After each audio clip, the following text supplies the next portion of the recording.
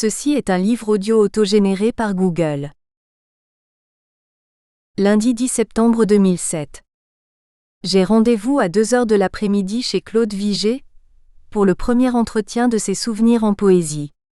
L'ascenseur ne fonctionne pas, et je gravis les 6 étages en sentant sous mes semelles l'épaisseur moelleuse du long tapis rouge profond, un peu vif, qui grimpe beaucoup plus vite que moi sur les marches blanches dans l'escalier clair et bien large. Claude m'attend là-haut. L'accueil est toujours chaleureux, sensible.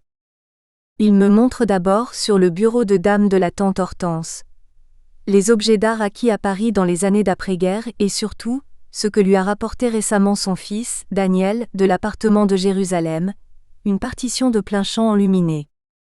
Tout cela me fait rêver. Je peux m'absorber longtemps dans la contemplation de ces choses, dit-il. Avant d'aborder notre entretien à proprement parler, nous envisageons une éventuelle retouche au dernier poème que Claude a écrit, L'accalmie.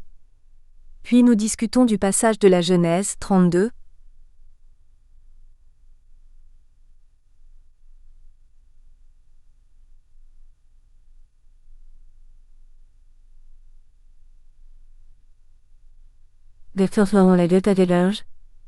Que je lui ai demandé de bien vouloir traduire de l'hébreu, car je voulais en avoir la compréhension la plus immédiate possible pour un article que je devais écrire sur Robert Grave et la Bible. Puis insensiblement, nous en sommes venus à parler de Toulouse, des années 1940 à 42, de poésie. Dans la dissonance terrible de ce temps, désir de vie et violence spirituelle. Anne-Monique, pour préparer notre entretien d'aujourd'hui, j'ai relu les passages de la Lune d'hiver concernant votre vie de résistant à Toulouse en 1940 à 42, 2 années seulement, mais 2 années capitales à bien des égards. Puisque nous allons parler de poésie, ce qui me frappe bien entendu, c'est la violence du contraste. Vous parlez vous-même de dissonance terrible de ce temps, page 96. Entre l'horreur de la meule au destin, on pense là au moulin de la mort de Novalis dans Les disciples assaillis, et l'exigence poétique. Vous écriviez dans votre journal, cité page 95, le 11 avril 1941, « Que de force et de confiance en Dieu sont en moi malgré tout. Mais combien de faiblesse aussi devant moi-même, devant cette vie incertaine et l'œuvre que je veux créer. Toute la douleur du monde à vaincre pour la transmuer un jour en prémisse de la louange. » C'est toute votre œuvre future que vous définissiez là, et dont l'histoire a précipité la conscience prémonitoire au sein de l'inquiétude, ici salutaire paradoxalement et cruellement, inquiétude qui fonda ce que vous nommez votre effort spirituel, page 94, dans le combat de vie et de création. Pour un poète, ce lien de l'œuvre, de l'être et du refus viscéral de l'inhumain est le fondement même du poème, mais à notre époque, il semble parfois qu'on ait oublié ces exigences du vivant. Rien dans ce domaine ne va plus sans dire, et surtout, la poésie a perdu aux yeux du public sa valeur de combat. Je voudrais aussi revenir sur un aspect capital, et original, de votre prise de conscience de vous-même en tant que poète face à l'histoire. Dans le mouvement de résistance que vous avez rejoint en 1940, et même contribué à fonder, l'action n'est jamais dissociée de l'étude, étude de la Bible et des fondements du judaïsme, étude d'écrivains ou de poètes comme Salomon ibn Gabirol. On dissocie souvent dans une perspective utilitariste, l'action de la pensée. Est-ce qu'on ne se trouve pas là dès lors dans le monde de Caïn et d'Ésaü ? De plus, la réflexion poétique ne se sépare pas chez vous d'une tension spirituelle, d'une compréhension du religieux et d'une vision historique du destin d'Israël. Vous écrivez page 68, de l'indignation il fallait passer à l'histoire. Le scandale vécu dans l'âme ne suffisait pas. Je ne suis pas juive, je ne suis pas croyante, je n'ai pas vécu et j'en suis heureuse cette époque terrible, mais quand je vous lis, je me dis que vous posez là les dimensions véritables de la poésie. L'être face au destin, même si en l'occurrence les nazis le caricaturaient, ce destin jusqu'à l'outrance, en ce triomphe de la mort et de la terreur qu'ils répandaient sur leur passage. Vous parlez d'ailleurs dans ces chapitres des dissections que pratiquaient les étudiants en médecine dont vous étiez. Vous décrivez l'attitude ces apprentis médecins qui détournaient vers le rire ce qu'il y avait d'hallucinant et d'insoutenable dans leur confrontation quotidienne avec le mal des créatures. Elle me révélait aussi ce dont l'âme humaine est capable pour se distraire de sa peur, ou se masquer avec dérision le sens terrible de sa destinée. Page 88. Je parlais de ce contraste du temps de guerre et du poème. Il me semble que cette période que vous avez traversée a suscité en vous une conscience vive du contraste fondamental de l'humain et de l'œuvre, du scandale vécu dans l'âme et de la force du désir. La poésie s'écrit pour vous sur l'arête vive de la conscience. Claude Vigée. La poésie pouvait me permettre de mener ce combat, la poésie mais pas la philosophie. Il se trouve trop d'orgueil dans la philosophie. Tout philosophe ne peut que se poser en maître. La poésie ne s'engage pas dans cette voie-là. Anne-Monique, Kierkegaard fait exception à cet égard. Claude Vigée, comme philosophe, il a eu beaucoup de problèmes. Anne-Monique, c'est le concept qui fait offense à la vie concrète. Claude Vigée, oui, l'assurance qui vient avec le concept. Je sentais, et c'est encore le cas aujourd'hui, que les poèmes sont les instruments d'une prise de conscience de ce qui survient sans par là le dessécher, le déformer et le mettre derrière soi. Le poème ne se met jamais derrière nous. C'est pour cette raison qu'on a toujours envie de le relire. L'œuvre philosophique, ou même scientifique, comporte sa propre clôture. Une fois qu'on l'a pensée, elle se referme. Par contre, il faut penser la poésie sans arrêt. Et jamais à fond. Anne-Monique, vous voulez dire qu'on n'en atteint pas le terme ? Claude Vigée, sauf l'infini. Cela se concilie très difficilement avec l'arrogance. Anne-Monique, certains y parviennent. Claude Vigée, oui, dans la mesure où ils se mettent en ordre de bataille. Cela m'est toujours resté très étranger. Je ne jouais pas au sage et à l'époque dont vous parlez, je participais comme les autres à ces blagues de carabin. Je me souviens que nous étions une douzaine.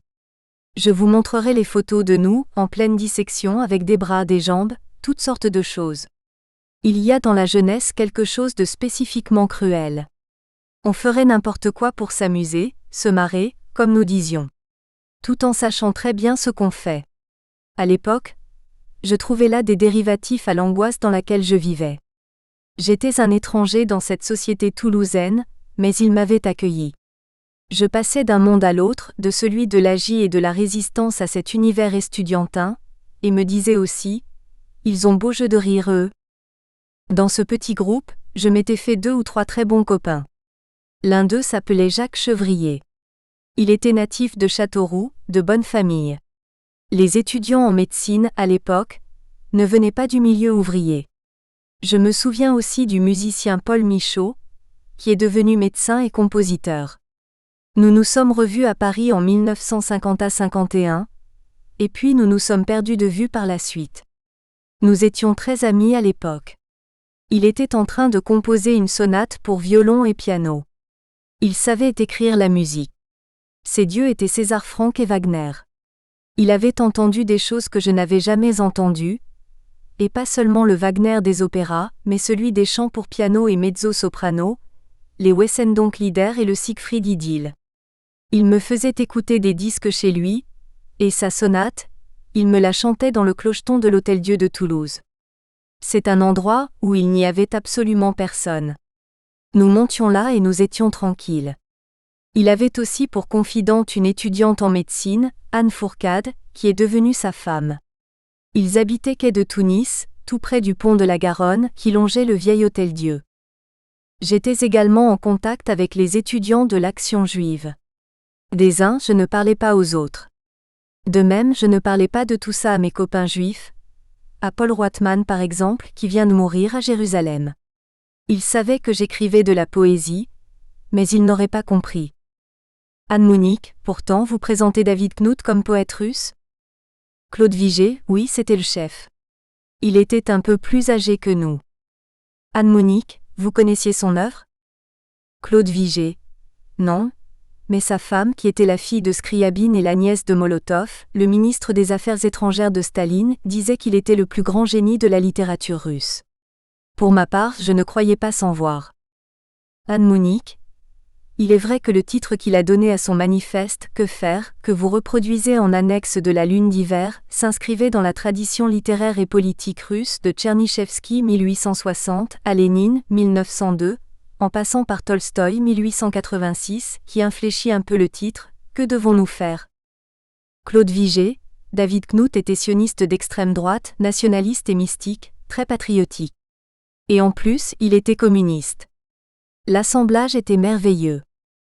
Anne-Monique, vous étiez plongée en pleine politique russe. Claude Vigée, je ne me suis jamais montré très convaincu ni partisan dans ces choses-là. Je ne prenais pas non plus ces gens tout à fait au sérieux. Mais ils m'intéressaient et m'amusaient. Pour moi, c'était déjà beaucoup en ces temps de misère noire et d'effroi permanent. Anne-Monique, comme militant, David Knut devait se montrer sûr de lui? Claude Vigée, il nous considérait comme des enfants, exigeait de nous de la discipline. Vous imaginez que pour aller conquérir la Palestine, puisque c'était de cela qu'il s'agissait, on nous demandait d'acquérir une certaine rigueur dans le cours de notre vie. Et puis, pour le travail clandestin, il ne fallait pas être une mauviette. D'un côté se trouvait Paul Roithman, juif orthodoxe, et de l'autre, David Knut, qui utilisait la religion comme instrument de la lutte politique, ce qui me déplaisait. D'ailleurs, il me disait « Tu entends mais tu n'écoutes pas ». Et je lui répondais qu'en effet, j'entendais bien. Quand on risque de crever, il ne faut pas rester bêtement sur place pour se faire déporter sur commande. Il faut savoir disparaître à temps, ce que j'ai fait une fois mon travail d'agent de liaison accompli. Lui aussi d'ailleurs a mis les voiles, contrairement à sa femme, Ariane, tuée par la Gestapo, qu'il a abattue sur les toits de Toulouse alors qu'elle était enceinte de 8 mois et qu'elle leur tirait dessus avec une mitraillette au moment de la libération. Anne-Monique, comme vous le dites dans La lucarne aux étoiles, page 173, il y a peut-être mieux à faire en ce monde que d'être un héros. Claude Vigée, c'est cela que je pensais mais je n'en étais pas fier. Toutefois, je le pense aujourd'hui plus que jamais, d'autant plus que la forme de gouvernement la plus répandue dans le monde d'aujourd'hui, c'est la crétinocratie, phase ultime de l'évolution du Weltgeist hegelien dans l'histoire universelle. Il vaut mieux s'efforcer d'accomplir humblement une vie vraiment humaine dans la durée, de tenir le pas gagné, comme a oublié de le faire Rimbaud. J'avais bien appris la leçon de mon grand-père Léopold qui avait servi 3 ans dans l'armée du Kaiser, entre les guerres, celles de 1870 et de 14, heureusement pour lui. Il était très content par contre de ses exploits féminins. Il m'avait tout raconté dans le détail. Je lui dois énormément. Il m'avait enseigné aussi, loin de la ligne de feu les soldats deviennent vieux, une leçon qui pour moi annonçait celle de Rilke, surmonter et tout. J'étais donc entré dans l'AJ, mais je tenais à éviter les actions insensées dans lesquelles on se fait prendre sans me défiler pour le travail lui-même. Essayer de faire sortir les gens des camps, les cacher, les nourrir, les sauver si possible, un à un. Vous savez, à la guerre, rares sont les généraux qui se font tuer. Ce sont les troufions qui peuplent les cimetières militaires. Ce n'est pas pour rien que Dieu, par le truchement de Moïse à la fin du Deutéronome, ordonne aux enfants d'Israël avant l'entrée en terre promise, « Mais tu choisiras la vie afin que tu vives, toi et ta semence. » Apparemment, aux yeux du Seigneur, c'était là une raison à la fois nécessaire et suffisante. Ma position finalement n'était pas absurde, mais il était très difficile d'y voir clair à l'époque, d'autant plus que je n'avais aucun guide dans ma famille, aucune figure paternelle, puisque mes parents étaient séparés et que j'étais seule avec ma mère à Toulouse. Anne-Monique. Oui, à ce propos, avant d'évoquer au cours de cette période, les personnalités marquantes de poètes que vous avez rencontrés, j'aimerais que vous évoquiez ce que l'inventaire des faits et l'énoncé des grands principes laissent à l'écart. L'atmosphère de l'existence à chaque minute en cette lenteur du temps et de l'attente, en cette période d'angoisse, d'inconfort matériel et d'absolu renversement des valeurs. Claude Vigée. Je ressentais une inquiétude permanente, ce qui ne veut pas dire que j'étais malheureux. Il s'agissait d'un état d'alarme incessant, et pour de bonnes raisons bien entendu. Anne-Monique, quelle était la vie quotidienne? Claude Vigée. Oh, il s'agissait de sortir, de se promener, de s'amuser. Je me souviens que je suis allé pagayer sur la Garonne avec mon copain Paul Michaud, le musicien et sa fiancée. Nous avions loué une barque et suivi le cours du fleuve depuis l'Hôtel-Dieu, en ramant, en pleine Shoah, un dimanche matin au printemps. Anne-Monique, vous disiez s'amuser? Claude Vigée. Nous avions beaucoup d'occasions de nous amuser. Jean Kelevitch, par exemple, limogé par Vichy, nous offrait des leçons de musique dans une salle de l'ancienne université. Il donnait des concerts également. Je me souviens qu'il jouait du Forêt. Il avait les cheveux tout noirs, une tête en lame de couteau et une mèche qui lui barrait le front, comme Charlot ou comme Hitler. Ses leçons portaient sur la musique française, à laquelle les jeunes littéraires pouvaient s'initier. Je me souviens de Lucien Goldman également, qui était en train d'écrire Le Dieu caché, son étude devenue célèbre sur saint Augustin et le jansénisme. Il nous en racontait des passages. Nous écoutions. Enfin nous n'étions que deux. Lucien, qui était alors maigre comme un clou à cause des restrictions alimentaires, se promenait toujours sur son vieux vélo de 1900 rachitique et grinçant. Il était amoureux fou d'une serveuse d'un grand café-restaurant de Toulouse, sur la place du Capitole, un haut lieu du marché noir d'ailleurs. Dans ce café de luxe, Lucien Goldman faisait sa cour à cette jeunesse du Languedoc. Il lui écrivait des poèmes et moi, j'avais déjà à l'époque ma machine, ma Remington portative, achetée d'occasion à Strasbourg en 1937. Il me faisait retaper au propre ses poèmes d'amour, des strophes enflammées pour midinette de province, des vers de Mirliton qu'il glissait dans la boîte aux lettres de la belle. Mais la fille, hélas, avait un amant, qui était facteur de métier, et qu'elle décida d'épouser sans tergiverser davantage. Le pauvre Lucien en eut le cœur brisé et lui dédia une ballade d'adieu, dont j'ai cité quelques vers dans Du bec à l'oreille, page 189. Et à la fin, l'amour se meurt. Comme meurent les fleurs. Et tout ce qu'on laisse. Mourir sans tendresse. Dans le froid et la nuit. C'était un poème de 10 strophes, interminable. Et tout cela se passait au même moment, dans cette bonne ville de Toulouse. Nous avions aussi la visite de vieilles tantes, comme la tante Séraphine, qui était venue dormir chez nous, où nous n'avions qu'un seul lit pour ma mère. J'avais réussi à m'acheter les 4 énormes volumes reliés en cuir noir de l'anatomie de Testu, édités en 1880, que j'utilisais, à part mes heures d'études, pour rehausser la tête du canapé cassé qui me servait luxueusement de divan. Dans les pages retrouvées et reprises au sommaire de mon recueil alsacien Du bec à l'oreille, j'évoque la personnalité sympathique d'Henri Agel, qui a près de 100 ans maintenant et qui était proche de nous à Toulouse, où il enseignait le français au lycée. J'y ai connu également Étienne Laloux, soldat mobilisé puis échoué dans l'armée de l'armistice, et Pierre d'Armanjat, le poète hispanisant pour lequel j'éprouvais beaucoup d'admiration et d'affection. Anne Mounique et Jean Cassou? Claude Vigée, je suis allé le voir chez lui. Il se trouvait en compagnie de Benjamin Crémieux. L'appartement de Cassou se trouvait tout près de la faculté de médecine, du côté de l'allée des Demoiselles et du jardin public où trônait la statue de Clémence Isor, protectrice, au Moyen-Âge, des Jeux floraux. Ils m'ont parlé de la guerre d'Espagne, à laquelle ils avaient tous deux participé. Ils avaient bien connu Lorca, ainsi que Machado. Beaucoup de choses m'échappaient. À Bischwiller, on ne s'occupait pas tellement de poésie espagnole. Je discutais aussi avec Dominique Herman, qui était le neveu d'Abel Herman, l'académicien traducteur d'Homère et collabo notoire. Chrétien fervent, le jeune Dominique se dissociait complètement de celui qu'il qualifiait de honte de la famille. Étudiant ès-lettres à l'époque, il appartenait à un milieu social huppé. Plus tard, il est devenu abbé d'Ancalcat, dans le Tarn. J'ai connu à Toulouse des gens étonnants, venus d'horizons nouveaux, dont je n'aurais jamais soupçonné l'existence dans mon petit terroir de Basse-Alsace. Anne Mounique, en 1962, Jean Cassou écrit paradoxalement encore pour introduire ses 33 sonnets composés au secret. Selon un mot célèbre, il n'est de poésie que de circonstance. Celles où j'ai composé ces sonnets sont sans doute les meilleures qui se puissent trouver pour fournir à un poète une expérience essentiellement pure et complète de la création poétique. Qu'ils aient reçu là un remarquable privilège, tous les poètes prisonniers en sont d'accord, ne serait-ce pour certains que durant le temps même de cette expérience et sans qu'ils aient eu, comme moi, la chance supplémentaire d'en voir plus tard les suites publiques. Il avait été arrêté le 13 décembre 1941 à Toulouse, mais ces sonnets ne participent pas de ce qu'on nomme « poésie engagée ». C'est bien autre chose, une chose d'une force bien supérieure. Au sonnet 16, il désigne l'épreuve comme une sorte de lutte avec l'ange. Il fait sombre. Il est tard. Mais que ça tarde encore, le noir épais de toute cette vie de mort.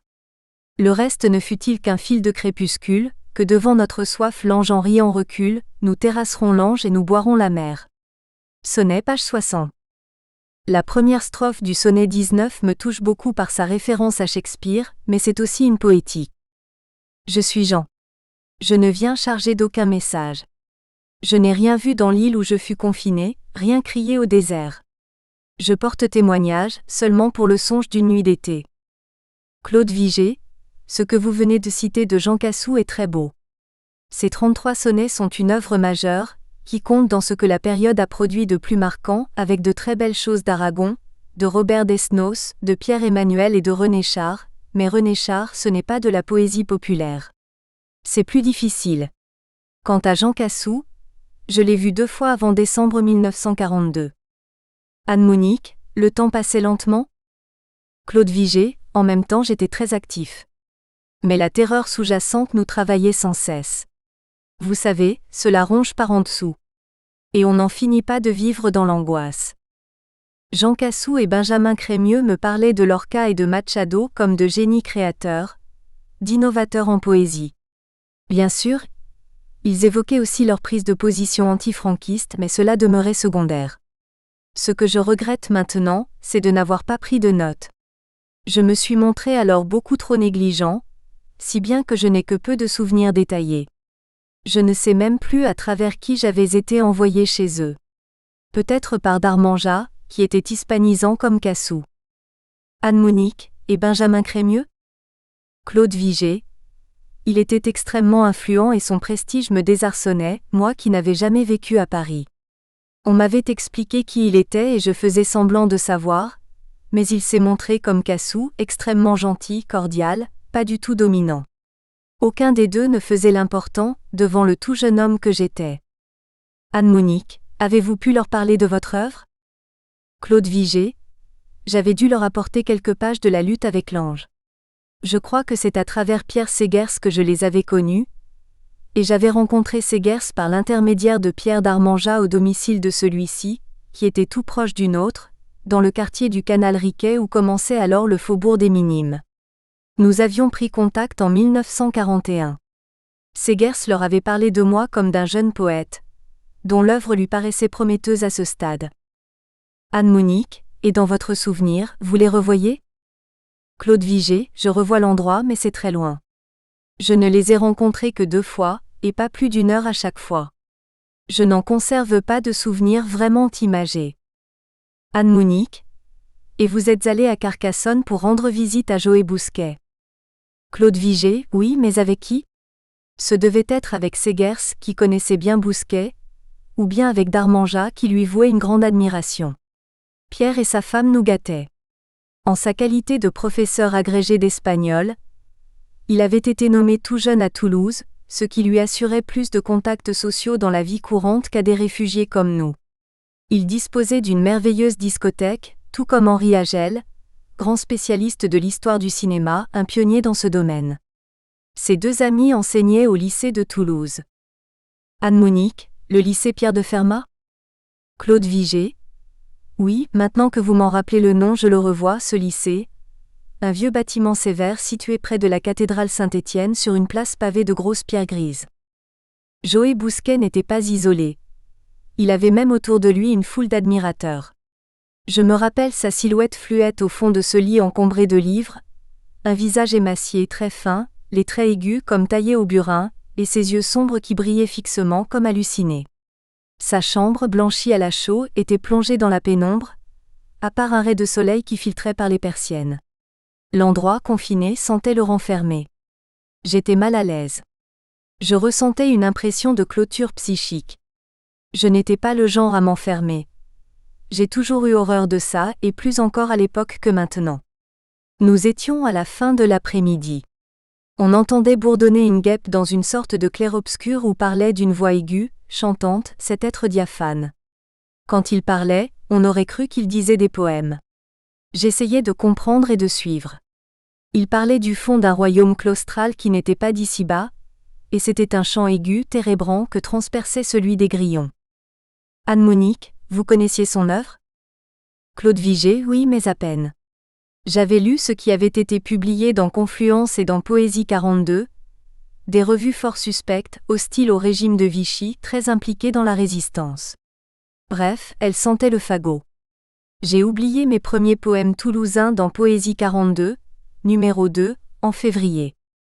Les textes que j'avais lus de lui m'avaient impressionné comme des chants profonds et douloureux, tels ceux de Lorca. Je lisais aussi à l'époque la prose de Rilke, les cahiers de Malte Laurits Brigg et les lettres à un jeune poète, et je trouvais d'une œuvre à l'autre, de celle de Rilke à celle de Bousquet, quelque chose de commun. Bousquet parlait de l'horreur de sa blessure, de la nécessité absolue de défendre l'honneur de l'esprit humain, de ne pas le laisser envahir par la violence qui triomphe dans l'extériorité de l'espace que sa paralysie lui interdisait depuis mai 1918, à la fin de la Première Guerre mondiale. Il chantait la louange de la faiblesse, de la tendresse aussi. En cela, c'est à lui-même qu'il devait penser. Nous nous trouvions tous alors au cœur de l'humiliation et de la faiblesse, mais cela ne signifiait pas qu'il fallait abandonner. Bousquet menait une vie de mort-vivant, quasi monacale en apparence, mais il recevait chez lui des admirateurs et des admiratrices, vite devenus des amis dévoués. Il avait meilleure morale que moi. C'était une étrange figure, à la fois ascétique et sensuelle. Il parlait d'amour. Avait-il malgré tout une vie sexuelle, tactile ? S'agissait-il d'un amour de loin, sur la pente de la rêverie dans la tradition lyrique provençale ? Ou peut-être des amours réels, amour de tête plutôt que du sexe ? Anne Mounique. Il était entouré de femmes et puis il a publié ses lettres à Poisson d'Or. Il vous faut savoir, mon cher amour, que la vie ne ressemble pas du tout à la vie. Il n'y a que les étourdis pour retrouver en elles toute l'insipidité qu'on les a préparés à goûter. Page 22. Il a écrit des récits érotiques aussi, le Cahier noir. Claude Vigée. C'était une figure de saint exemplaire, un saint laïque, mais un saint tout de même, habité par la vie charnelle, porté par une incroyable acceptation du destin qui le rendait invincible face au malheur. C'est fou d'être ainsi à la fois, en consonance et en guerre avec son destin intolérable. Anne Mounique, résignation ou acceptation ? Claude Vigée. Un acquiescement auquel se mêlait sans doute beaucoup de révolte magnifiée par le chant, qui accent aigu dimait un peu sa peine. Anne Mounique, il vous a impressionné ? Claude Vigée. Il m'a secoué par l'intensité de sa force psychique résiduelle. Le rencontrer signifiait pour moi l'approche de l'étrangeté absolue. Non qu'il fût méchant, aigri ou hostile. Bien au contraire, il me semblait très doux, très gentil, mais vivre à ce point avec sa propre douleur trahi au plus intime de lui-même par le sort qui l'accablait.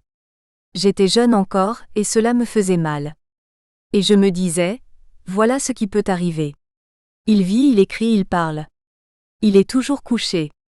Il avait une sorte de petit jardin. Peut-être sortait-il parfois. Je le voyais comme l'incarnation de l'épreuve excessive, comme une pierre d'achoppement, jumelée avec ce talent d'écrivain, ce triple vouloir, vivre, aimer, écrire. Anne Mounique, un autre Jacob ? Claude Vigée, je ne le voyais pas comme ça. C'était plutôt Job et son tas de ruines. Ou alors un autre Jacob, dans une nuit perpétuelle, qui faisait venir l'aube en écrivant et en attirant les gens à cause de ce talent. Ses écrits érotiques sont fortement teintés de pétrarchisme, mais hantés surtout par une sexualité puissante. Anne Mounique, comment étiez-vous allé à Carcassonne ? Claude Vigée, en train et là je ne risquais rien. Ce n'était pas comme quand Knut m'envoyait à Marseille ou à Dieulfi. Ces voyages-là étaient moins reposants, mais encore plus excitants pour le jeune homme épris d'aventure que j'étais. Cet unique épisode avec Bousquet me semblait étrange, mais cela restait à mes yeux de l'art pour l'art. Une liturgie un peu spectrale, presque funèbre, ce qui ne manquait d'ailleurs pas de charme. Au milieu du drame collectif que je vivais, la tragédie singulière de Bousquet me paraissait un peu unheimlich. Comment peut-on être à la fois mort et vivant, mais non résigné ? Où trouver les forces intérieures pour acquiescer, pour résister au ressentiment, aux poussées volcaniques du désespoir absolu ? Anne Mounique, à Dieulfi, vous avez rencontré Pierre-Emmanuel. Claude Vigée, oui, à travers Pierre d'Armanjat et Henri Agel. Je lisais les livres qui sortaient, le tombeau d'Orphée en particulier, et j'avais exprimé le désir de le connaître. Je raconte cela dans La Lune d'hiver. Anne Mounique, vous y parlez aussi de Lanza del Vasto, qui avait voulu vous aider, mais n'avait finalement pas réussi à le faire.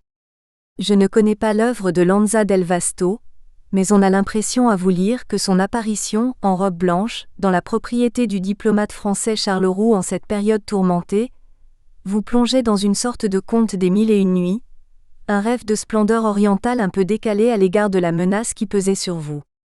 Claude Vigée, oui, c'est un peu cela. Avec Bousquet, j'avais rendu visite à Orphée aux Enfers. Chez Lanza del Vasto, j'avais rencontré un trouvère médiéval. Il jouait au troubadour. Il avait une grande guitare dont il tirait de très beaux sons. Cette fois-ci, j'avais pris des notes. Anne-Monique, pourquoi là et pas ailleurs? Claude Vigée, cette fois-ci, il y allait de ma vie et de celle de ma mère. Et puis, cela m'avait beaucoup amusé. Autour de Bousquet régnait une atmosphère de fond de monastère, extrêmement recueillie, austère. On n'avait pas envie de rire. Anne-Monique, connaissiez-vous l'œuvre de Lanza del Vasto? Claude Vigée, je l'ai connu à ce moment-là grâce à Pierre d'Armanjat. Ce dernier était un excellent romaniste, devenu après la guerre inspecteur général d'Espagnol, mais ce qui comptait surtout à mes yeux, c'était l'excellent poète français d'Adam, paru chez Segers en 1942, le grand traducteur injustement méconnu et oublié de Saint-Jean de la Croix, de Machado, de Lorca, de Roreguilhen.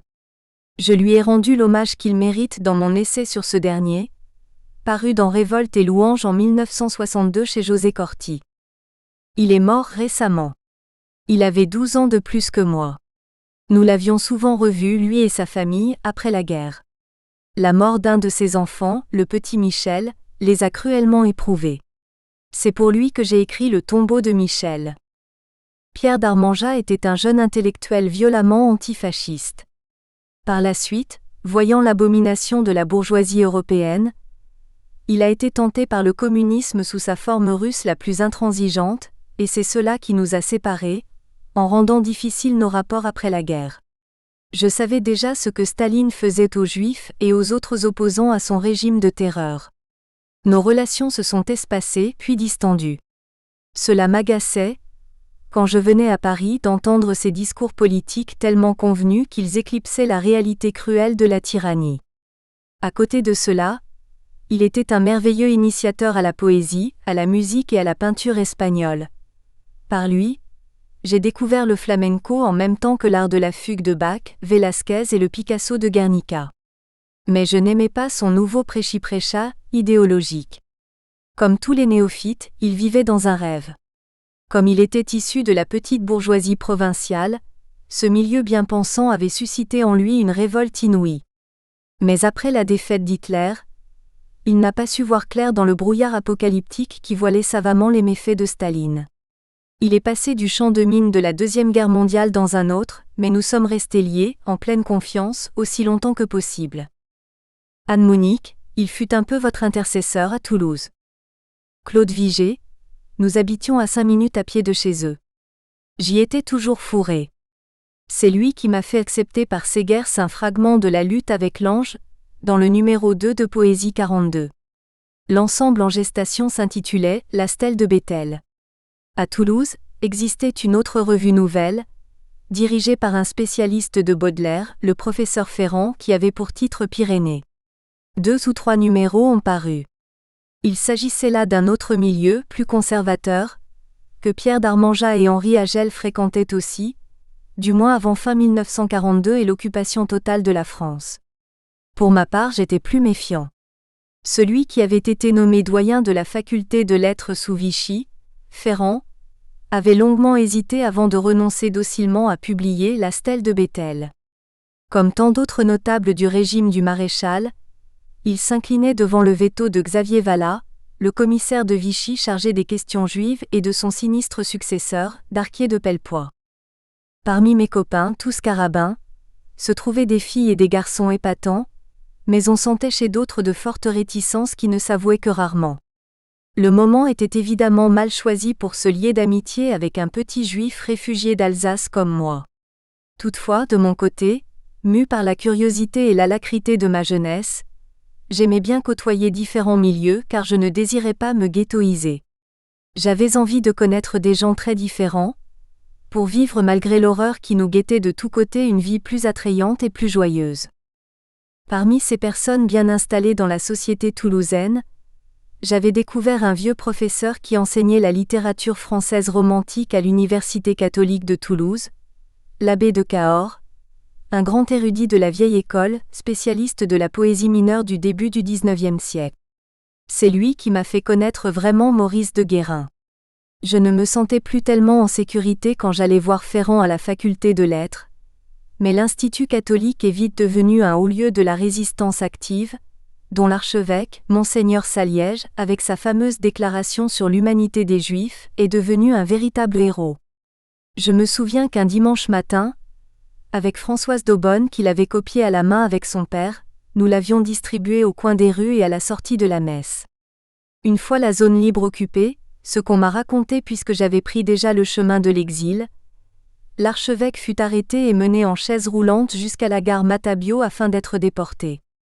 C'est M. d'Aubonne qui réussit à contacter directement Pétain et à le persuader d'intervenir pour interrompre la procédure, mais Monseigneur Saliège fut emprisonné. Son bras droit, Monseigneur de Solage, le recteur de l'Institut, est un de ceux qui ont caché le petit Lustiger, déjà plus ou moins converti, dans la bibliothèque. Les Allemands ont déporté le prélat à Ravensbrück ou Dachau. S'il en est revenu, ce ne fut que pour mourir d'épuisement à son retour de captivité. L'abbé de Cahors m'a longuement parlé d'Eugénie et de Maurice de Guérin. C'est de lui que j'ai appris qui étaient ces deux êtres d'exception. Anne-Monique, vous connaissiez déjà Maurice de Guérin ? Claude Vigée, comme cela en passant. Le journal d'Eugénie est trop plein de bondieuseries, mais Maurice de Guérin. Anne-Monique, il a eu une incidence sur votre œuvre ? Claude Vigée, apparemment. Il avait un souffle que je ne trouvais pas chez les poètes français, dans ce Toulouse sinistre en pleine guerre. Dans ce monde de bassesse, je découvrais là des rythmes qui me délivraient de mon étouffement quotidien. On n'avait jamais rien connu de pareil jusqu'à Claudel et Saint-John-Perse. Il y avait chez Guérin quelque chose de plus profond, de plus enfantin aussi. C'était un jeune noble ruiné qui avait grandi à la campagne, orphelin, élevé par sa grande sœur dans une symbiose et un isolement complet. Que faisait-il toute la journée dans ce manoir où il a mouru ? De la poésie. Je crois me souvenir qu'il n'est jamais allé ailleurs. Anne-Monique, ces 2 années toulousaines ont été vraiment décisives pour vous. Claude Vigée, par la suite en Amérique, en exil, je ne voulais pas être absorbé dans le melting pot. Ma réticence et ma peur de me perdre comme poète français étaient trop fortes. J'aurais pu tirer bien plus d'agréments et de profit intérieur de ces longues années d'Amérique, mais j'attendais que cela finisse. Anne-Monique, et votre mère ? Claude Vigée, elle était perdue au milieu de tout cela. J'ai fait ce que je pouvais alors pour nous deux. Fils unique, j'ai dû lui tenir lieu de mari et de père, mais à contre-cœur, d'une manière impatiente que je me reproche aujourd'hui. Je ne voulais pas rester le petit fiston, à sa maman. Bon gré mal gré, j'avais assumé tous mes devoirs envers elle sauf celui d'abdiquer ma propre existence, de renoncer au droit à mon propre avenir. Il n'y avait pas de scène entre nous, plutôt du non-dit. Ce n'était pas de ma faute si le ménage de mes parents avait échoué, si nous avions tout perdu et si nous étions devenus des réfugiés sans feu ni lieu. Il fallait qu'elle accepte. C'était peut-être trop lui demander. Pendant la guerre, elle a vécu quelques années chez son frère Lucien en Amérique, puis s'est brouillée avec lui. Alors elle est venue me rejoindre à Columbus, où je vivais seule, dans les années 44 à 46. Mon mariage, en 1947, a fini par provoquer des tiraillements puis des conflits insupportables pour elle, comme pour eux accent aigu VY et moi. Anne-Monique, elle a désiré revenir en Europe ? Claude Vigée, j'étais trop pris par mon travail d'enseignant, mes recherches, mes obligations de jeune chef de famille et trop éloigné d'elle. En 49, elle est revenue en Europe, à Strasbourg. Pour elle comme pour moi, les 30 ans qui suivirent ont été, même à distance, lourds de soucis. Elle a toujours vécu à contre-courant, à contre-cœur. Elle n'acceptait pas le fond même de son existence. Prise en otage, j'en souffrais, mais pas au point de consentir à en être le martyr. Toutefois, je me mettais à sa place, je me faisais des remontrances, car les obligations filiales se révèlent vite sans fin. Quoique piégé par mon sens traditionnel du devoir familial, jeune adulte, marié, et bientôt papa, il fallait bien que je mette des limites à des exigences parentales que personne ne pouvait vraiment satisfaire. Je déconseillerais d'ailleurs à tout enfant de devenir le martyr de ses parents. Puis maman est morte en Alsace, très âgée, dans sa 89e année. Anne-Monique, elle lisait de la poésie ? Claude Vigée, oui, elle aimait les grands romantiques allemands et français. Elle avait surtout poursuivi de belles études musicales. Anne-Monique, vous pouviez partager un peu avec elle en matière de poésie? Claude Vigée, je lui donnais mes livres. Elle les lisait, mais elle ignorait tout de la poésie française moderne. Elle connaissait plutôt Goethe, Schiller et Heine, grâce notamment aux lieder de Schubert, de Schumann et de Mozart qu'elle chantait. Et puis elle avait fait ses classes en Alsace sous l'Empire allemand, de 1896 à 1906. Vous ai-je jamais montré le seul livre de musique qu'elle ait sauvé de la débâcle de 1940 et apporté jusqu'en Amérique, les lieder de Schumann? Anne-Monique, vos parents ne se sont pas mariés par amour? Claude Vigée, ce fut un mariage dit de raison, arrangé par les deux familles. Cela aurait été un miracle d'intelligence et de drôlerie, si leur union avait réussi. Nous feuilletons le recueil des lieder de Schumann, dans l'édition Petersensienne de 1907, imprimée à Leipzig, préfacée par Max Friedlander, où figurent les noms des grands poètes de l'Allemagne romantique. Anne-Monique, quelle était sa voix? Claude Vigée. Elle avait une voix de soprano colorature absolument magnifique, d'une puissance formidable. Elle était une extraordinaire musicienne. Anne-Monique. Revenons, si vous le voulez bien, à cette question de la poésie en temps de guerre et du contraste que cela implique. Il me semble aussi que vous tirez de ces années une sorte de réalisme, un refus d'une certaine vision idyllique ou édulcorée du monde. Je pense à la lecture d'une nouvelle de Tagore, que vous évoquez dans La Lune d'hiver, pp 96 à 97, citant votre journal en date du 26 avril 41, en songeant aux Nartlied de Goethe. Harmonies idéales et pures, dans la dissonance terrible de ce temps. La facilité si nonchalante de cette perfection, vivre n'y paraît qu'un jeu, trahit une absence d'inquiétude, un manque de violence spirituelle qui fait de ce poète gracieux l'opposé d'un Beethoven sans l'élever pour autant à l'altier dépouillement, riche de passions domptées, où s'épanouit l'art totalement humain de Bach. Pour revenir à notre discussion de départ, ce contraste de l'existence humaine à ses exigences poétiques. Pour le dire, mieux vaut ne pas l'édulcorer. Pas d'idéalisme. Claude Vigée, ma poésie ne pouvait pas être idéaliste. En tout cas, il m'était impossible de céder entièrement à la tentation icarienne de la conquête du soleil, ou de l'absolu. J'aurais bien voulu pourtant. Quant à abandonner toute forme d'harmonie idéale, je ne l'ai pas fait. On trouve souvent dans ma poésie et ma prose, une mélodie apaisante, sotto voce, au milieu du déchirement. Comme dans mon tout dernier poème, intitulé L'accalmie, dont nous parlions tantôt. J'étais plus fait pour l'accalmie que pour la tempête. Alors, il a fallu apprendre à boiter. Anne-Monique, vous étiez tentée par l'idéalisme? Claude Vigée, bien sûr. C'est ce qui me plaisait dans le poème à deux voix du Centaure, de Maurice de Guérin. J'avais envie des deux, de l'accalmie et de la tempête. Doucement, mais à 20 ans je rêvais malgré tout à de grandes chevauchées épiques de centaures galopant sur l'écume des mers. Anne-Monique. Mais c'est à cette période, la poésie qui vous a permis de trouver votre voie et d'échapper au pire, n'est-ce pas? Claude Vigée, oui. Lorsque les poèmes chantaient, je me trouvais malgré tout en sécurité. Il s'agissait de chants, non de cris, ni d'étouffement. Comme si de cette façon la méchanceté de la vie, mise au défi par la magie de la mélodie, reculait. Je savais bien que ce n'était pas vrai, mais le poème m'offrait un vrai répit que je gagnais sur la méchanceté du temps. C'est pour cela que dans mes poèmes, on trouve toujours un juste souci du mètre et du rythme, et que je porte une extrême attention à une certaine cadence. La mesure s'impose même dans les passages les plus dionysiaques. Anne-Monique, la mesure contre la démesure de l'existence? Claude Vigée, oui, tout à fait. Anne-Monique, revenons à ce lien que je soulignais entre l'étude et l'action. Claude Vigée, je savais bien que toute poésie ne consiste qu'en mots et que la vie extérieure n'est qu'agitation, bruit et fureur. Je voulais donc infuser au bruit et à la fureur la vie apaisante des mots, et donner aux mots ce bruit et cette fureur des événements. En menant ainsi l'attelage double, on pouvait peut-être conquérir des moments de plénitude et gagner une étrange paix au milieu de la guerre. Les mots qui ne sont que des mots, acquièrent par là une réelle vigueur tandis que les événements bruts prennent mot pour rayonner en eux d'une certaine beauté, au cœur même du chaos. C'est tout à fait le combat de Jacob et de Samaël enlacés dans la poussière dont nous parlions tantôt, une lutte sans merci qui aboutit à une bénédiction et à un non. Si on veut appliquer à cette épreuve une interprétation d'ordre biblique, on retrouve, après le combat, dans le langage comme dans l'étreinte, un certain repos. C'est la montée de l'aurore, le triomphe de la jeune lumière jusqu'au prochain tournant de l'histoire des hommes, quand Ésaü vient avec ses 400 comparses armés pour anéantir son jumeau détesté. Anne-Monique, c'est là ce que vous nommez violence spirituelle. Claude Vigée, cette violence spirituelle est une force. Voyez les grands livres de la Bible. Anne-Monique, cette force n'est pas la révolte? Claude Vigée.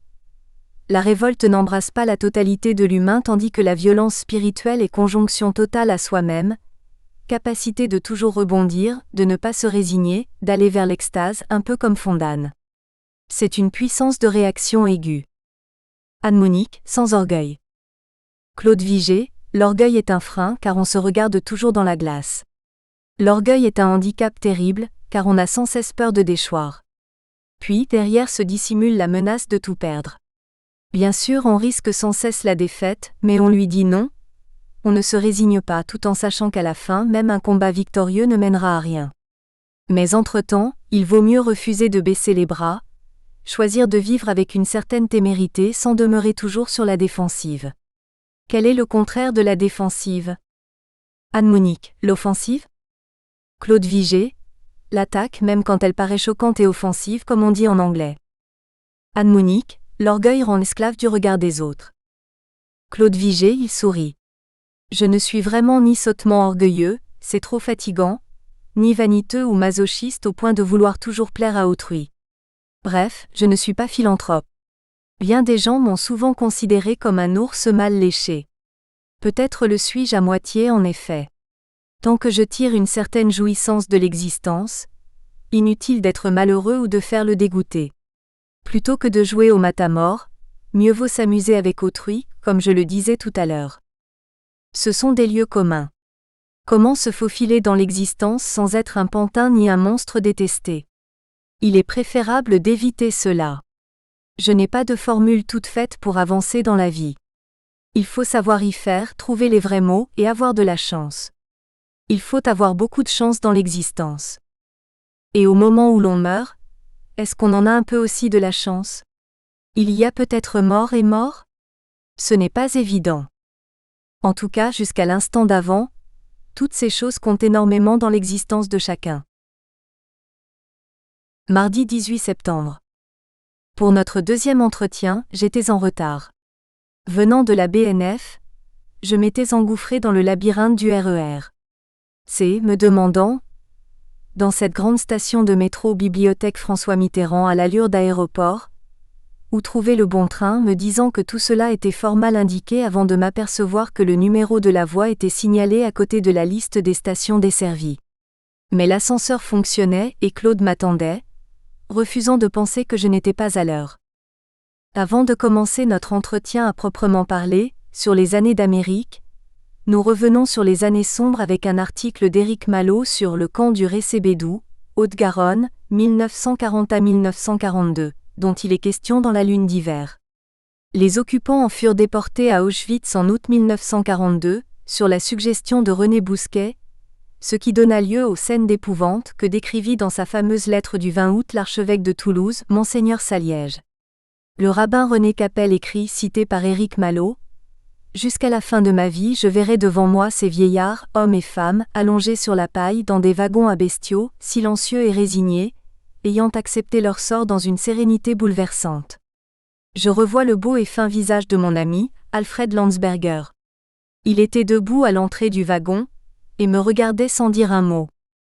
En vue de notre propos d'aujourd'hui, Claude a sorti le programme d'enseignement de sa dernière année à l'Ohio State University, quelques pages publicitaires vantant avec photo à l'appui, les attraits de la toute nouvelle université Brandeis fondée en 1948. Ces pages mêmes qui décidèrent de sa carrière, ainsi que la brochure générale des enseignements qui y étaient dispensés. On y voit des photos des étudiants, des professeurs, dont Herbert Marcuse, président de la faculté de sciences humaines alors que Claude Vigée dirige la faculté des lettres. À travers la forêt sombre, les années d'exil en Amérique, 1943-1960. Anne-Monique, revenons si vous le voulez bien au tout début. Le Serpa Pinto venant de Lisbonne vous débarque, votre mère et vous en Amérique. Pouvez-vous évoquer ces premiers moments, sur le sol américain? Comment les choses se présentaient-elles? Vous avez retrouvé accent aigu VY, je suppose. Claude Vigée. Nous nous sommes retrouvés, ma mère et moi, à Philadelphie dans l'Immigration Center, où nous fûmes accueillis avec méfiance, interrogés ensemble et séparément tellement les craintes étaient vives que nous puissions être des espions. Il faut dire que nous étions passés par l'Espagne de Franco et le Portugal de Salazar, des régimes qui n'étaient pas hostiles, loin s'en faut, à l'Allemagne nazie. Les hommes étaient détenus d'un côté, les femmes de l'autre. Nous nous retrouvions tout de même, ma mère et moi, pour les repas dans le réfectoire où nous étions conduits sous escorte policière. Ironie du sort, nous croisions en allant manger, les détenus allemands pro-nazis qui venaient de prendre leur repas. Parmi les nombreux émigrés allemands résidant aux États-Unis, ou même parmi les citoyens américains d'origine allemande, on comptait beaucoup de partisans d'Hitler. L'endroit dans lequel nous nous trouvions en garde à vue était un « Immigration and Detention Center ». On y avait rassemblé les pro-nazis de la région de Philadelphie. Anne Monique. Des nazis avérés ou simplement des Allemands soupçonnés de l'être? Claude Vigée. Non, des gens qui affichaient leurs convictions, des gens connus des services de police et organisés en Bruderschaft. Dans ce centre de détention, on en comptait 2000, qualifiés de ennemis aliens s'ils n'étaient pas naturalisés, ou de unfriendly citizens s'ils étaient américains. En tout cas, nous qui venions de débarquer du Serpa Pinto, nous qui étions réfugiés, ayant échappé à cette Europe dominée par Hitler, voici qu'on nous conduisait à la cafétéria alors qu'en sens inverse, nous croisions ces nazis. Imaginez la scène. Anne Monique, oui, tout à fait. Claude Vigée.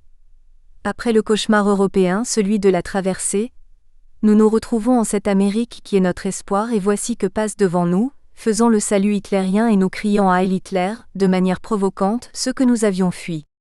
Ils avaient du culot, tout de même. C'étaient de vrais nazis, pleins de haine pour les États-Unis et l'Angleterre en guerre.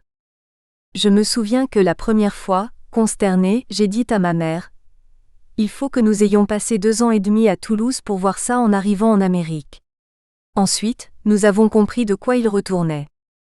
Anne Monique. L'accueil aux États-Unis ne fut donc pas si bienveillant. Claude Vigée, nous avons d'abord senti de la méfiance. Comme je vous le disais, nous débarquions d'un navire portugais. Le gouvernement de Salazar était prudent, tout en cultivant ses affinités idéologiques avec les nazis. Salazar était un dictateur. Nous avons passé là 2 journées et demie. Nos interrogateurs ont tout passé en revue, nos albums de photos, mon journal d'étudiant à Toulouse, où il était question des camps de concentration nazis et vichysois. De plus, nous étions alsaciens, donc assimilés aux Allemands. Il a fallu s'expliquer sur l'oncle Lucien, qui nous accueillait. Et quand tout cela fut fini, nous attendait dehors mon autre oncle Émile Meyer, sa femme Lucie, accent aigu VY, Georges, mon cousin, le frère aîné d'Evie qui était né en Alsace la même nuit que moi, le 3 janvier 1921. Ils nous ont conduits chez eux à New York en auto, 300 km sous la neige, en plein hiver, fin décembre 1942. Je me souviens de Philadelphie la nuit, au moment du départ, de cette immense publicité pour de la crème glacée, ice cream dans un froid glacial. Pour moi, c'était plutôt ice cream, dans l'angoisse devant un monde étranger. Nous nous sommes arrêtés quelque part pour dormir. Je me souviens de ces énormes industries de guerre. D'ailleurs, je l'ai décrit dans un texte écrit en dialecte alsacien vite rédigé à l'époque, à la demande de l'Office of War Information, pour être diffusé sur la Voice of America. Il se trouve dans du bec à l'oreille. Les États-Unis constituaient une incroyable puissance industrielle militarisée. Quand on venait d'Europe, c'était frappant. Anne Monique, cela vous a redonné espoir? Claude Vigée, oh oui. Claude va chercher ce texte, qui figure sous le titre Botschaft accent aigu M. Kreij, dans du bec à l'oreille, pp 97 à 99. Claude Vigée, j'ai écrit cela juste après mon arrivée. Je voulais remonter le moral des Alsaciens. En voici quelques passages que je traduis en français. Pour dire la vérité, chez nous en France, la situation serait différente maintenant si les mêmes mesures avaient été prises à temps. La confiance et le sentiment de sécurité qui se dégagent de cette puissance ne peuvent que réjouir tous les vrais Alsaciens. Notre espoir n'est pas bâti sur du sable. Ici, nous ne sommes pas dans un pays où l'on parle beaucoup sans rien faire, comme cela arrive trop souvent à l'ouest des Vosges. Les États-Unis sont résolus à mettre fin à la domination d'Hitler et de sa bande d'assassins. En Alsace, le mot péjoratif équivalent de Bosch était Schwab, qui veut dire Swab. J'étais impressionné par l'incroyable puissance technique qui se déployait là, et l'abondance de ses ressources naturelles infinies. Dois-je vous le confesser? Quand je suis arrivé ici comme réfugié affamé, je n'en ai pas cru mes propres yeux les premiers jours. Les magasins sont pleins. La nourriture ne manque pas. C'était comme cela chez nous avant la guerre sur le marché de Noël, ou Christkindlesmarkt, place Breuil à Strasbourg. Quand on a commencé à voir les Américains au travail, nous nous sommes vite persuadés qu'ils gagneraient cette guerre. Nous avons passé par des territoires industriels gigantesques, où jour et nuit les machines travaillent sans arrêt. Sous l'égide du chef-d'œuvre de notre sculpteur colmarien Bartholdi et à la lumière de son flambeau qui éclaire le monde à l'entrée du port de New York, des armes puissantes sont en train d'être forgées pour hâter la chute de l'hitlérisme et assurer le retour à la liberté de notre cher petit pays d'Alsace. L'ennemi recevra son salaire. Il commence déjà à savoir ce qu'il attend. Déjà le poing brutal et dur le frappe en pleine gueule, comme nous disons à Bischwiller. Relevez la tête. Nous rentrerons tous à la maison pour nous remettre à vivre sur notre terre natale. Ayez bon courage. Rappelez-vous ce que disait Clémenceau, on les aura. Et je signais en dialecte, un garçon de Bischwiller. Anne Monique, on vous avait donc sollicité pour écrire en dialecte. Claude Vigée, oui, bien sûr, car à cette époque en Alsace, les 8/10 de la population ne parlaient que le dialecte.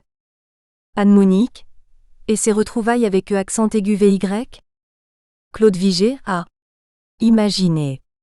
Après notre séparation en février 41, alors que nous ne savions pas si ce serait un au revoir ou un adieu, et même sans penser au pire, on ne connaît jamais l'avenir. Durant tout le voyage de Philadelphie à New York, nous étions assis tous deux à l'arrière de la voiture, à côté l'un de l'autre, comme pendant l'exode, de Deauville jusqu'en zone dite libre début juin 1940. À New York, mon oncle nous avait réservé pour ma mère et moi une chambre d'hôtel. Accent aigu VY et ses parents vivaient dans un appartement meublé. L'hôtel, si je me souviens bien, s'appelait Standish Hall. C'était l'hiver. Il faisait un froid de chien. J'ai, chez mon oncle, des photos d'Evie et de moi dans l'embrasure de la fenêtre. Nous étions frigorifiés.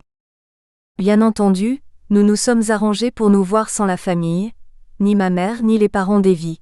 Cela a pu se faire 2 ou 3 fois tout de même. Oh, nous demeurions très chastes, mais disons que nous ne prenions pas de gants. La première fois, après toutes ces épreuves, nous avions changé. Nous avions tous deux mouru. Nous étions un peu plus âgés, elle avait 19 ans, j'en avais 22. De simples cousins qui flirtaient à Deauville, nous étions devenus tout à coup une jeune femme et un jeune homme éperdument amoureux l'un de l'autre. Ces moments d'intimité si brefs étaient très importants, car je savais que nous allions de nouveau être séparés puisque ma mère et moi nous devions nous rendre en Ohio, pour rester à demeure chez l'oncle Lucien, le frère aîné de ma mère. La distance était longue, un voyage interminable en chemin de fer dans un froid sibérien fort difficile à l'époque.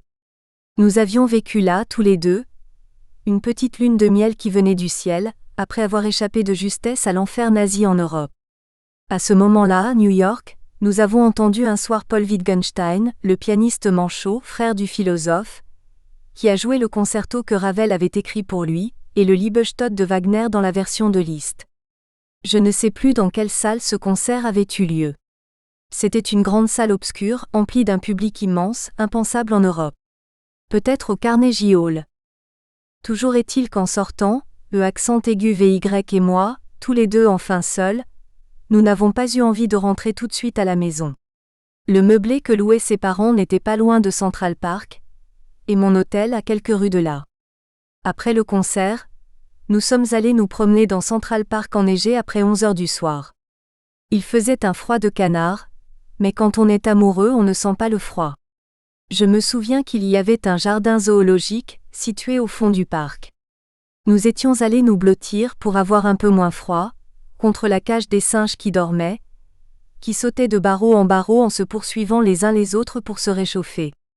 Et nous sommes longtemps restés là, collés l'un contre l'autre, nous étreignant en silence, tout l'être en feu, tournant le dos aux singes joueurs qui s'assoupissaient lentement derrière les grillages de leur cage.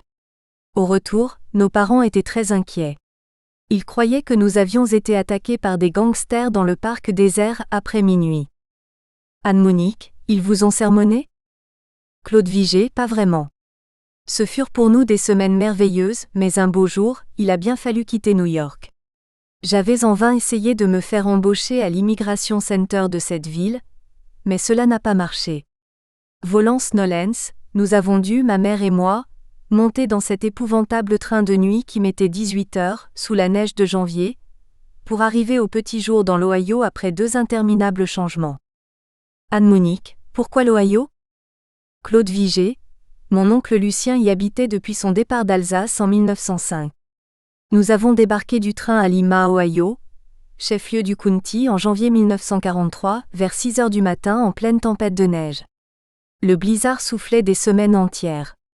C'est grâce aux frères de ma mère que tout le monde a pu immigrer aux États-Unis, car ils nous avaient signé une garantie de séjour, un affidavit. Il s'était engagé à prendre en charge les réfugiés de sa famille pendant 2 ans.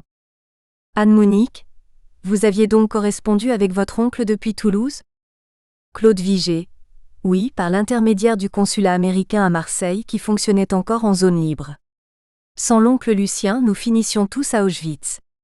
Pour moi, c'est absolument certain puisque j'étais sur les listes des personnes à arrêter, mais c'est vrai certainement aussi pour l'ensemble de la famille. Anne-Monique, qui était cet oncle Lucien ? Claude Vigée, Lucien Meyer était né en 1883. C'était le frère aîné du père d'Evie, Émile Meyer, né en 1885. Lucien Meyer avait été envoyé de son village natal de Sébar, au collège de Wissembourg où il avait fait des études secondaires, jusqu'à obtenir son baccalauréat allemand, bien entendu à l'époque l'Abitur. Il était fils de petits commerçants villageois, tout marchand de céréales, de noix et de houblon, mais ne voulait pas reprendre l'affaire déclinante de son père Léopold. Vers la fin du XIXe siècle déjà, nombre d'Alsaciens avaient émigré dans l'Ohio, à Cincinnati et à Cleveland. Une communauté judéo-alsacienne s'était formée. On pouvait donc parler l'allemand ou le patois à l'arrivée et recevoir l'aide de ses compatriotes déjà installés sur place. Parti en 1904, l'oncle Lucien est revenu en Europe pour la première fois en 1935. Sa mère Sarah était déjà morte, mais Léopold vivait encore. Immigré à 21 ans, Lucien est devenu tout à fait américain, avec l'accent nasalisé du Middle West. Pourtant on sentait chez lui une nostalgie qu'il dissimulait, surtout envers sa mère. Il parlait le dialecte avec l'accent américain. Je vais vous raconter une histoire. Quand Lucien est parti en 1904, peut-être pour toujours, au moment même où il passait le portillon du jardin, il s'est retourné une dernière fois. Toute la famille était rassemblée sur le seuil de la maison, Sarah en larmes au milieu des siens. À l'instant de passer dans la rue du village, il a jeté à tous un dernier regard puis est parti sans plus tourner la tête. Alors la Sarah a crié « My Stolz ist weg ». Ma fierté s'est en allée. C'est ma mère qui m'a rapporté ce souvenir de sa propre enfance. Anne-Monique, voici donc quelqu'un qui dans sa vie aura parlé l'alsacien, l'allemand et l'anglais américain. Claude Vigée, il parlait aussi le judéo-alsacien. Il faut que je vous montre la photo de la maison des Meyer à Sébar. Anne-Monique, donc au bout de 18 heures de pénible voyage en train, vous voici, votre mère et vous, dans l'Ohio. Claude Vigée, nous sommes arrivés à Lima au point du jour, dans le froid, dans le silence. Autour de la gare obscure, le sol était recouvert d'énormes blocs de congère presque aussi hautes que nous. L'oncle Lucien nous attendait avec sa femme dans sa voiture. Nous avons parcouru les 80 miles, environ 120 km qui nous séparaient de Wapakoneta, la bourgade où il demeurait, nom que j'ai déguisé dans la lune d'hiver. On disait en fait Wapak. C'est là qu'est né Armstrong, le premier homme qui est marché sur la Lune. Élevé à Wapak, Ohio, il avait tout l'entraînement qu'il fallait pour aller d'une lune à l'autre. Anne-Monique, comment vous sentiez-vous ? Conserviez-vous bon moral, ou bien tous ces changements étaient-ils décourageants, inquiétants? Claude Vigée. Il s'agissait là d'un monde totalement nouveau pour nous. L'oncle Lucien, frère de ma mère, m'était paradoxalement tout à fait inconnu. Sa femme était américaine. Il n'était entouré que d'Américains. Nous étions en hiver. Nous espérons que vous avez apprécié cet aperçu. Pour continuer à écouter ce livre audio sur Google Play Livres, utilisez le lien dans la description de la vidéo.